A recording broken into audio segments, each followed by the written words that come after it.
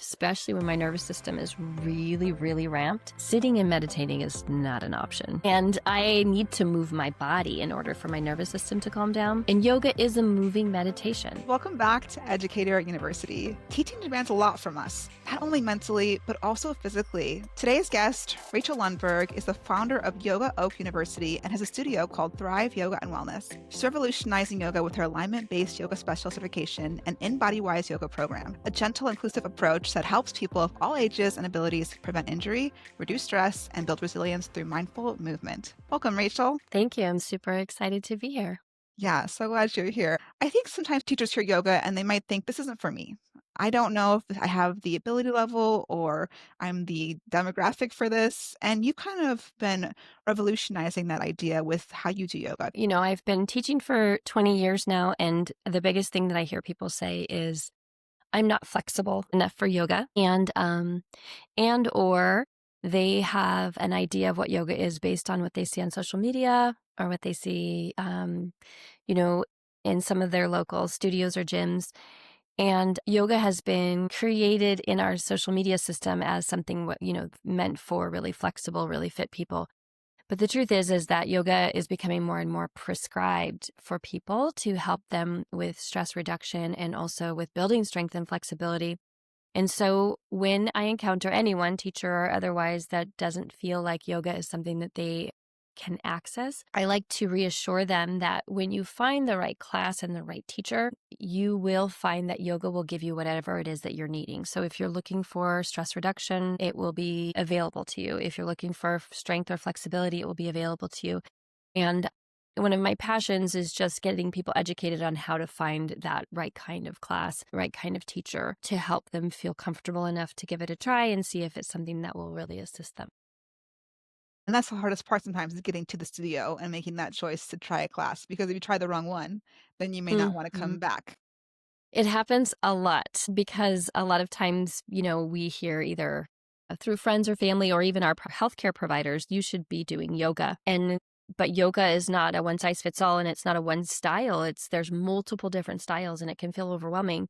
And like you said, you go into one and you don't like it, or maybe, you just don't feel like you fit in, and oftentimes people won't come back. And I really want to change that so that people get educated enough to find the right thing for them from the start. Do you have any tips for that in terms of a teacher? Maybe teachers looking at a schedule at a studio close to them and they're thinking, this is my first class. I've never done yoga before. Are there words I should look for in a yoga description?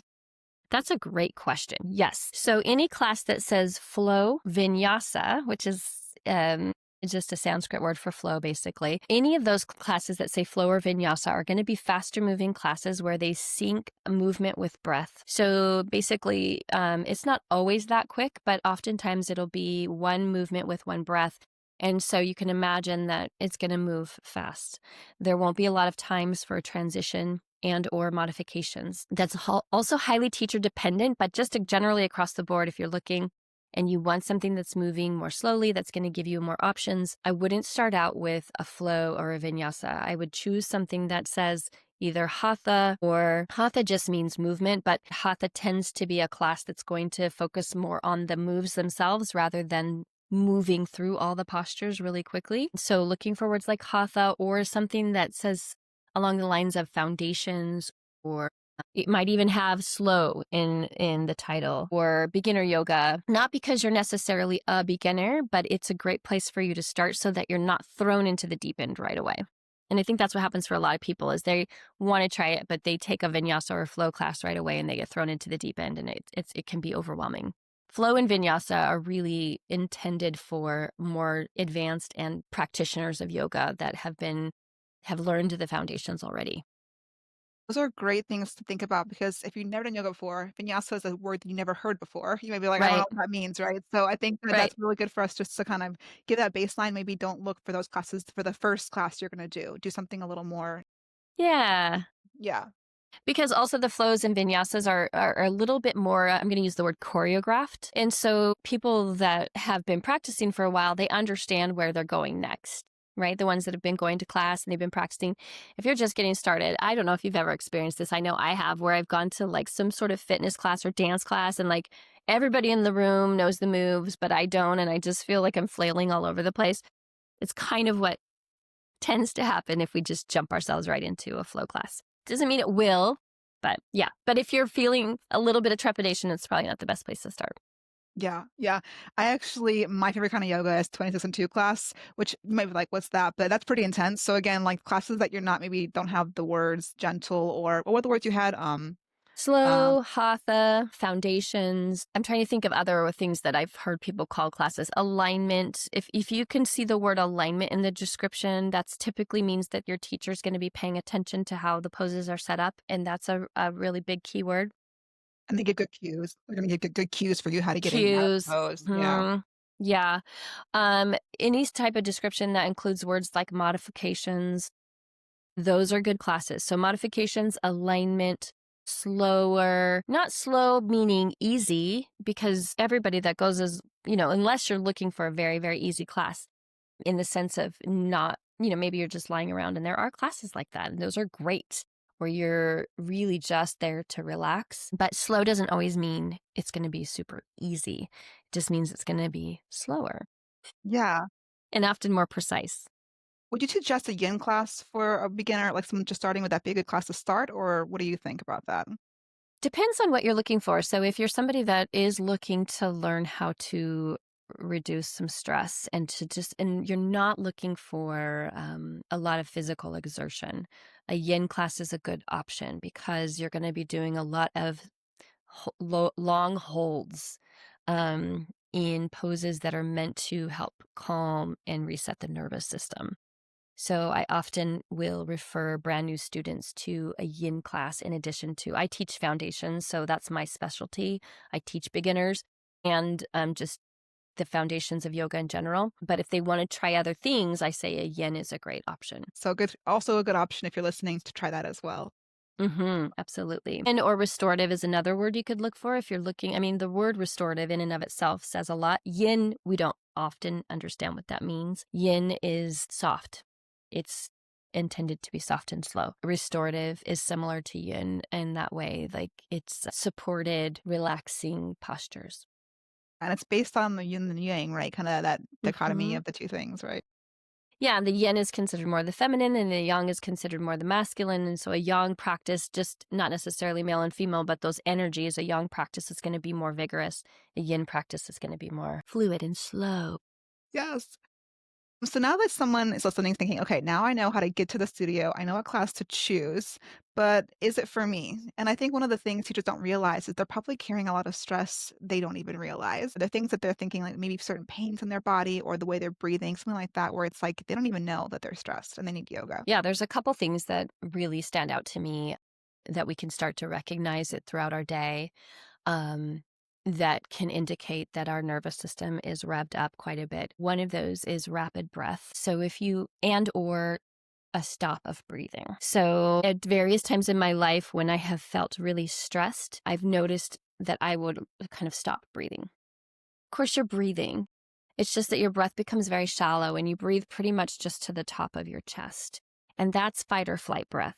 So that's the kind of breath that's going to activate the stress response in the body, is this very shallow breath and or, the holding of the breath. That's one indication. And another indication is really a lot of tightness through the jaws. So these are two spaces that I invite people to tune into.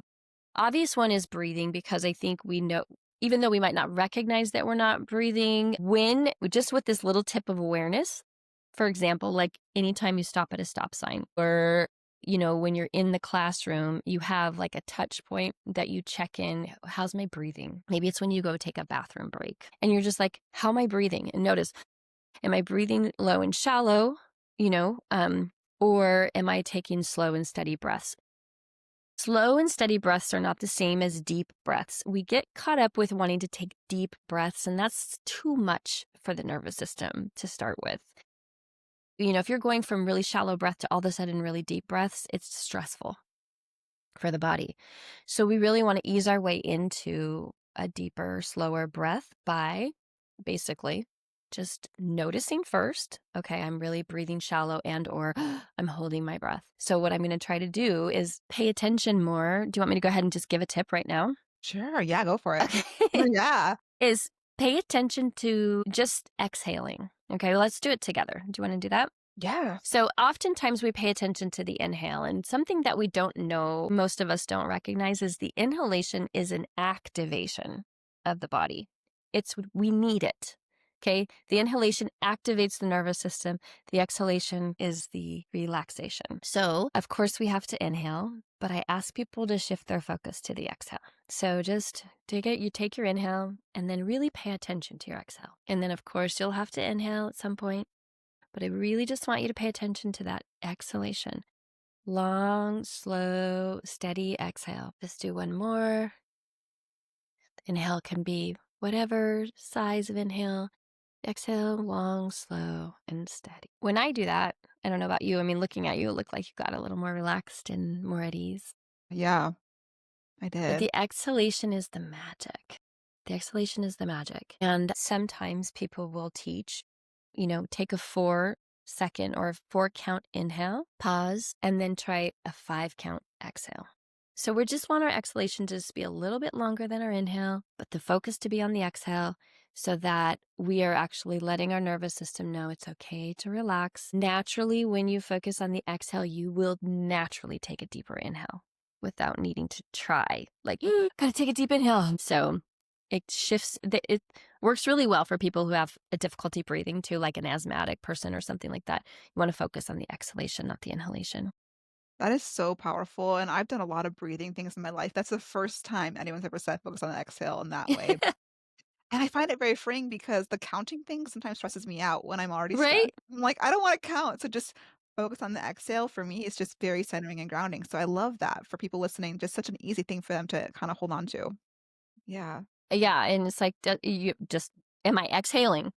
Yeah. Okay. Because if you're not breathing, you're not really exhaling, right? So we're exhaling. And the other thing that I really like to invite people to do, and this goes more with some of the nervous system retraining that I do, is it's really helpful to exhale through your mouth, because when we exhale through our mouth, it naturally elongates the exhalation, and it's like a pressure, like a pressure cooker or whatever. It's letting that stress and pressure out of the body because we let it out through the mouth. And I would go as far as to invite people to sigh with their exhale if they're in a space where they can feel comfortable enough to do so. Maybe you get your whole class to do it. All right, everybody, we're going to make, especially if I would say any age group. I do it with my students, and my students are, an older demographic often. And I'm like, okay, we're going to inhale. And then I want everybody to exhale, and don't be afraid to make a sound, because when you do, you're actually releasing tension from the body. It's a very natural and instinctive way to relieve tension from the body. And we often were like, no, I don't want to make a sound, or I don't want to exhale through my mouth, or I don't want to sigh. But I have a teacher who calls it a sigh of grace. And I really like that. Allowing ourselves a sigh of grace. What a great idea to have your students do it with you so that you can kind of make it almost part of your normal experience, that this is okay to take deep breaths and relax. And there's actually been studies done that when we relax in terms of learning, we actually are able to learn more. So it's actually such a great piece of the puzzle for teachers in general. Well, and being a teacher myself, even though I'm not in front of like a school classroom, I find that sometimes I'm rushing, maybe like this morning, for example, my partner couldn't find his keys and he ended up having to drive me to the studio, and I didn't have my car and got here later than I wanted to. And here I'm supposed to walk into this class and have my composure and like be like this Zen person. And so I find that it's helpful for me as a teacher, and I would assume this would be across the board, is just to have everybody join into the practice of myself getting centered. Okay, so we're all going to take a second to take some slow, steady breaths. We're going to, I invite you to sigh through your mouth. And so you're doing it with your students, and then you're doing what's called co-regulating. Have you heard of that before? Term, no. So as we regulate our nervous system in community with others, we do what's called co-regulation. So we start helping to regulate each other's nervous systems, because our students are often going to mimic the nervous system state that we're in. Yes. So When we can regulate our nervous system, it helps to regulate the entire community that we're a part of. It really is so important for us to be in that state and be relaxed and regulated so that we can help our students and as well as ourselves. So that's really, really powerful things to think about. Along with kind of our breath in terms of needing yoga, are there things with our body as well that you notice with clients that, wow, if you're feeling tight in this area, you probably, that could be a sign that you might need some stretching or some physical yoga like practices? I'm glad you're asking me that because I know I mentioned earlier the jaws, and I Yeah. think that is across the board a really great place to check in. So if you're a jaw clencher or you notice that your jaws are really tense and tight, it's almost guaranteed that your neck and shoulders will be tight, that your diaphragm will be tight, so the breath will not be moving as well, all the way down into your pelvis, honestly. So the jaws and pelvis are in alignment with, they're connected to each other because we chew, we eat, it goes through our digestive system. So one of the best things we can do to start relaxing our entire body is to release the tension in the jaws. And this can be done easily with just a gentle massage or just unclenching the jaws. Exhaling through the mouth is another great way to release tension in the jaws and then in the neck and shoulders. And so I would say when you release the tension in the jaws, you start to release tension in your entire body. When you know that you need something like yoga, I would say, first of all, are you even interested in yoga? Because if it's not something that's interesting to you or doesn't light you up to think about going or trying, I would say still try it because sometimes we have judgments and we try something. We're like, oh, I actually really, really liked that. But if yoga is not your thing, it's okay. What we want to keep doing as humans is we want to keep moving our bodies. We want to keep a variety of movements in our repertoire. What we don't move, we lose. So the actions that we don't use with our body, ultimately the body just kind of takes them off the table. And so if you're finding that you're rigid and you've lost mobility in some of your joints, that you're feeling those aches and pains, the tension in the neck and shoulders, you will greatly benefit from taking a yoga class because in yoga we go through so many different postures that help to get all the energy of the body moving around.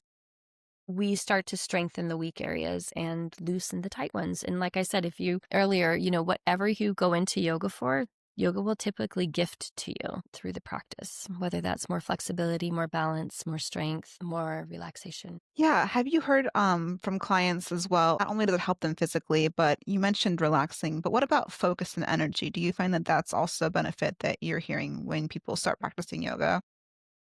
Yes, because yoga is a moving meditation.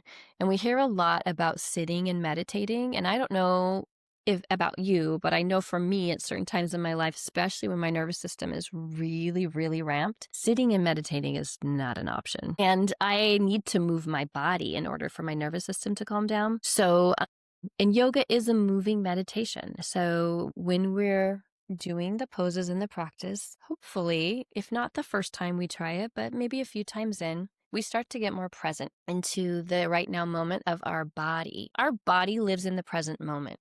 It's our mind that lives in the past, the future, all the scenarios, okay?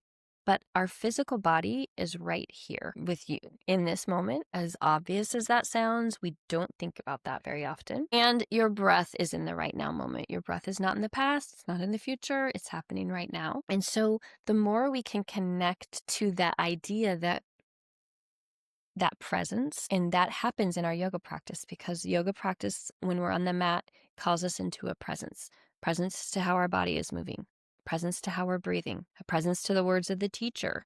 And so a lot of people really say that for them it is a reset and a refocus, and then they have clarity in their head, things are cleared out a little more, their focus does improve, and their energy for sure.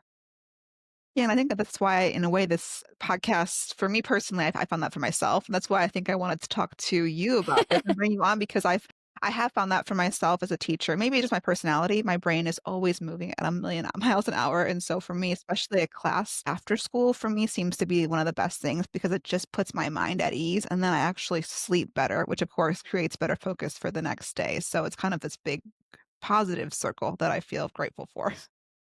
I'm Yeah. so glad that you're finding that for yourself. And I love the fact that you're incorporating it after a long, busy day. I mean, as a teacher, you're interacting with so many different energies and people, and it's a lot. It is a lot. So to take an hour, however long you take, and just let that cleanse out is a wonderful gift to give yourself and to your students. Yes, yes. For teachers who may not be able to go to the studio tonight, are there things that they could maybe like one or two stretches that you'd recommend in terms of getting that mind-body connection that would really help them just to kind of maybe decompress after a long day and get them into that relaxed state so that they can get a good night's sleep and have a good focus the next day? Absolutely. One of the best things you can do to help reset your nervous system is just to lay on the ground and take your legs and rest them up the wall, or maybe rest them up on the couch or a chair. As long as your back and body feel okay with that, putting your legs up helps to calm the nervous system down. It helps to take the stress off the body. Maybe you've been standing a lot throughout the day as a teacher, walking around a lot. We don't think about that as being a lot of work or effort in the body, but it is many, many hours of that. So putting your legs up the wall for 5 to 10 minutes is a wonderful thing. The other thing that I would highly recommend is that just in general in our culture, and I'll kind of just show you, is we tend to live like this in our bodies and our heads forward because we're looking at our phones or our computers or the books or the students or whatever. And over time, we kind of get stuck here. And anatomically, if you look at the front of my chest, the muscles here are going to shorten and tighten. And this forward motion of the head is going to make the space between my shoulder blades ache and also up into my neck and the tops of the shoulders. Some of you might be like, yes, I'm feeling that. I know exactly what you're talking about. So what I want you to do is to take a towel, like a beach towel, a long one, and roll it into kind of like a tube, not a really tight tube, but roll it into a thin, long tube and lay on it. I should have had you in my studio so I could show you. Lay on it from your tailbone to the top of your head. Okay, are you following me? Yeah. And then take your arms out to the side. So you'll take your arms out to the side and you'll either bend your knees or keep your legs straight and just rest. So you've got support from the back of your head to the tip of your tailbone with that firm blanket or beach towel, okay? So that it elevates your spine just a little bit and your body kind of melts around it. We don't want to use, physical therapists will say like use a foam roller. It's pretty hard. Foam roller is hard, but think of creating your own type of foam roller with a towel, if that makes sense. That's what's going to support you. It's enough lift of the spine to just get your shoulders just to be able to melt back. That is one of the best things that you can do to open this whole area up, the throat, the front of the body, to bring more spaciousness. They call it a breathing roll in yoga because it helps to open the body for breath. You're going to get this stretch across the front of your chest. It's going to help with your posture. It's going to help you to just feel more relaxed, stretched. And I think it's, more, I would say that would be number one. And number two would be taking your legs up the wall. Yes, and thank you for sharing things that we could do at home without needing a lot of equipment. I appreciate you kind of being very mindful of that because maybe someone doesn't have, I know when you go to the studio, they have those nice little bolsters that you can kind of do that with. And so it's nice to know you don't need fancy equipment. You can just use a beach towel, and everyone has a towel, I'm guessing. You don't need fancy equipment. Get creative. Use whatever you've got. I think we've all learned to do that. And I know when I was teaching virtually and during the pandemic, I'm like, okay, grab a stack of books or grab the pillows off your couch. You don't need fancy equipment. Yes. And part of kind of your style is not just about like being very practical, but you actually created your own kind of yoga called InBodyWise Yoga and a system and program. Can you share kind of how that has been unique in the approach that you use versus other yogas that you've done previously? Well, let me preface that by just saying that yoga to me is a lot more than these postures, okay? And the practice that's done on the mat. And that might sound kind of cliche, but the truth of yoga is a philosophy that has been around for a very, very, very long time. And it's a philosophy of coming back home to self, reconnecting with your wisdom. And the physical practice of yoga is meant to be a vehicle or tool of coming back home to your own inner wisdom. So the InBodyWise yoga program isn't based solely at all on physical postures. It's actually based more on the philosophy of and my own embodied experience of connecting with how the brain works.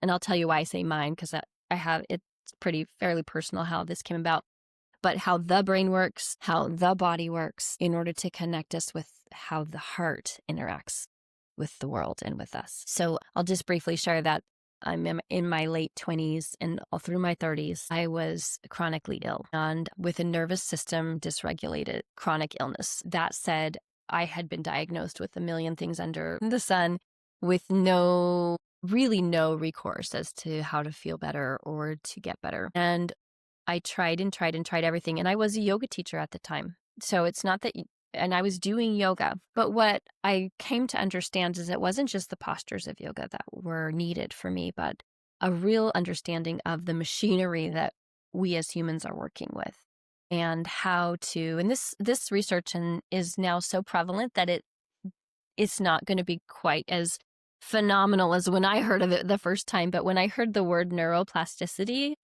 if you're not familiar with that word, it's basically the fact that our brains are pliable and we are reshaping our brains throughout our entire lifetime. So I started to learn about neuroplasticity and was introduced to this program of retraining my brain, hence my nervous system, which ultimately healed my physical body. And that healing process allowed me to connect more deeply with my own heart's wisdom and now lead my life more from my heart rather than from the conditioned belief systems of the brain and the body. And I find that a lot of times people come to yoga looking for that very thing. They're looking to calm down. They're looking to rewire their nervous system.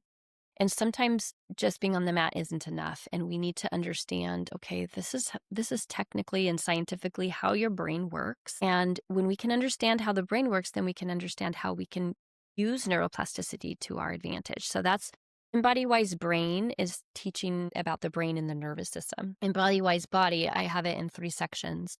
InBodyWise Body is like, what about this physical body? When I understand how the brain works, it will start to affect how the physical body shows up, because when we understand the brain, the body, we start to send different chemicals into the body. So we're not flushing the body all the time, or flooding the body, I should say, with these stress chemicals. When we understand, we start to give different chemical, I call it the daily dose: dopamine, oxytocin, serotonin, endorphins. And so in the body section, we start to learn that and how to be more in our bodies and feel our bodies. Because like I said earlier, our bodies are in the right now moment. And when we do that, oftentimes I see that people feel safe enough to start to tune into the wisdom of their heart, their own intuition, their inner guidance, their connection with divinity, whatever that might be for each person, but that we're not as reliant on the old patterns and behaviors and beliefs that we had before and the limitations that we felt like we had. And it frees us up to be better people in the world, feeling better in our bodies, better able to represent ourselves more authentically. And I love the word alignment. It's in a lot of the work that I do. Yoga Oak University is the Yoga of Alignment Collective. So, and it's, how are you aligning most fully in your brain, body, and heart? So that's ultimately where my programs invite people to go. Yeah, it really is powerful to think that it's not just about moving your body in a certain way. It's about regulating your nervous system to get to a place where you can live an aligned life, really, that really feels good for what you want to do and what you enjoy. So, yeah, what a powerful message. And we can't do that if our nervous system is stuck in that fight or flight response. And most of us don't have the tools or haven't been taught the tools to get there. And it's not impossible to do. It's actually very, very possible to do. We just kind of need somebody to show us how, or just have a curiosity about it. And then the answers always show up. Yeah, after listening to you today, I think a lot of teachers are thinking, I am interested in yoga. Maybe they're brand new to it, but maybe they're not sure a first step to take. They're thinking, wow, this all sounds great. Body alignment, all the things you mentioned, all the exercises you've proposed. Do you have a message for someone who's just starting in there thinking, what are my first steps to starting doing this? Yeah. So I would love to say, well, come take classes with me virtually. Like if you can't come in person, you're not here in Oregon City, Oregon. Every class that we offer here in our space is also live streamed and cataloged in our video. I know that that's not everyone's cup of tea anymore. It is and isn't, So if you want something in person, I would say start to search and use those words that I gave you, alignment, modifications, beginner. You can, ChatGPT is such a great tool. You can, what places around me would have this? And I also suggest that you read the bios of the teachers that you're interested in taking class from. You're a teacher. It's important to you that you have credentials and you have trainings and that, so from teacher to teacher, like when I go, if I'm going to take a class, I read the teacher's bios because I'm a yoga teacher and I want to know, where did they study? How long have they been teaching? Do I feel comfortable going to a class of somebody who's only been teaching for 2 weeks? It's not a bad or wrong thing, but where I'm at in my life, what kind of teacher, what kind of credentials would I want in a teacher of any subject that I'm going to study? And it is very teacher dependent. So if you go to a class and you don't like the teacher's style, try a different teacher because that might make all the difference in the world for you. Yeah, there's so much information now online. You can look at people's bios, see what they're certified in, what their specialty is, how long they've been teaching. And then again, maybe give it more than one try, it sounds like too, because maybe the first time you might not connect with the teacher and maybe find a teacher that feels really aligned, as we said, aligned with who you are and Mm-hmm. what you like to do. So yeah. And don't be afraid to ask the teacher questions. Maybe the class was set up in a way that is invitational for people to ask questions, but if it's not, don't be afraid to go up and ask the teacher questions afterward. A good teacher I shouldn't say good teacher. Our teachers can be great and also not answer questions. But I would say a teacher that really has the care will either say, yes, I can answer that question now, or can we schedule a time where I can answer that question for you? Yeah. Yeah. Well, thank you so much for all this information. Are there any final thoughts we haven't covered that you want to share with the teachers today that we haven't yet talked about? Advocate for getting yoga brought to your school for you as teachers, not just for the students. So when my kids were little, I can't remember if the school reached out to me or the teachers or if it was vice versa, but we put together a program specifically for the teachers. And I would come in right after school and we would meet in one of the classrooms and it was available to the teachers and the school paid for it. But made it available. So advocate for that. Because I know a lot of times we get yoga into the schools for the kids, but there needs to be yoga available for teachers. Yeah, what a great tip. I never thought about bringing it to the schools. So that's a great because we have space for it. You could do it in the gym, you could do it Gym in or the whatever. classroom. It really doesn't need much space at all. Right. Yeah, yeah. Yeah. Yeah. We have some fun questions to kind of end the Okay. episode. So the first Okay. question is favorite teacher lunch. So my favorite teacher lunch is whatever the delivery service that I have brings to me. Perfect. I have a fairly big business. And so I actually started having lunches delivered to my house once a week. So whatever I pull out of the fridge that day is my favorite thing to eat for lunch. Already made and done is the best kind of lunch. Made and done. Do you have a best behavior management tip in terms of a classroom? May not fully apply to yoga, so I'm not sure if No, that. it does. It does. For me, it's to be for me as the teacher to be playful. Playfully invite people to start paying attention. Playfully so that somebody just gave me this feedback today. They said you have a good sense of humor and also you're very specific about what you want us to do. I think it's a great combo as a teacher is like, you notice everybody is talking and it happens for me. Like everybody's going a million miles an hour and I want to start, how can you do that in a playful way that doesn't shame people or make them feel bad, but like, hey, let's come together.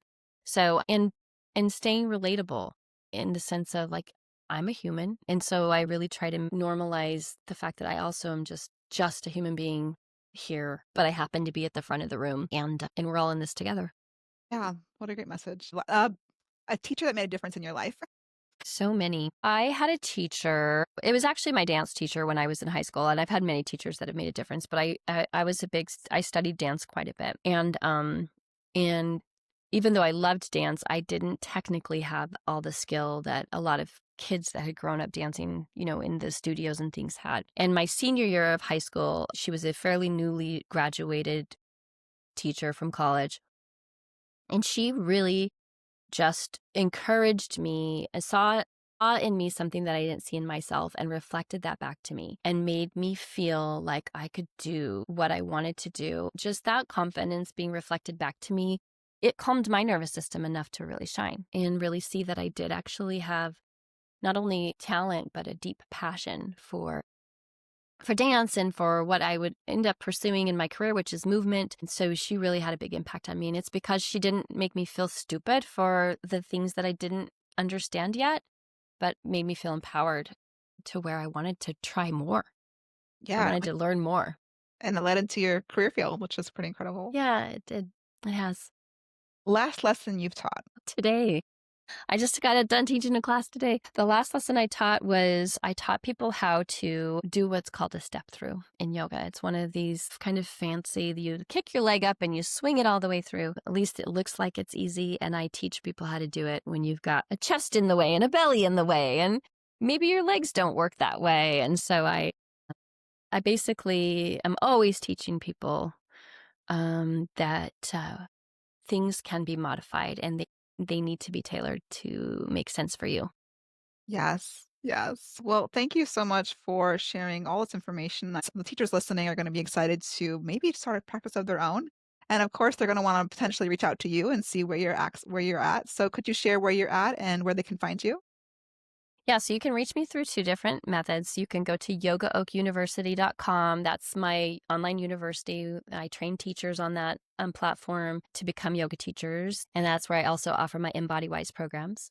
You can also reach me through thriveyogaoc.com, which is my local studio, where my studio is housed inside of a large wellness center, which I oversee. So those are the two places that you can really reach out to me. You can reach out to the emails there, and I'd be happy to answer any questions. So and I'll be sure to link those right below this video so you guys can click on that link if you want more information about Rachel. So thank you, Rachel, for stopping by and for being on the podcast, and looking forward to hear the comments from you in the comments to see what you're going to be doing with yoga. So thanks again. Can I say one more thing? Yeah, of course.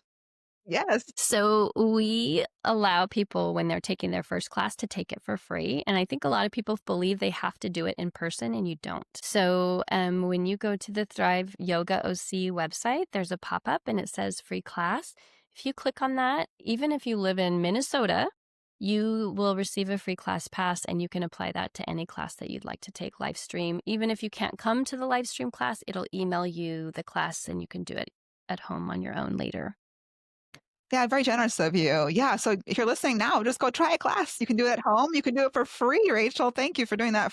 Is that just for my audience, or is that something you do for everybody? We do that for everyone. Wow. Okay. Wow. So that's a great thing. So if you're thinking about it, check out the classes and you guys can start right now. Well, thank you. Thank you.